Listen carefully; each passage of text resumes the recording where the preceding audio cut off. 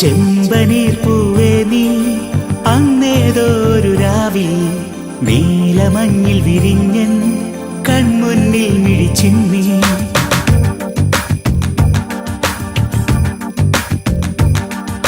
ചെമ്പനീർ പൂവേ നീ അന്നേതൊരു രാവിൽ നീലമഞ്ഞിൽ വിരിഞ്ഞൻ കൺമുന്നിൽ മിഴിച്ചിന്നി.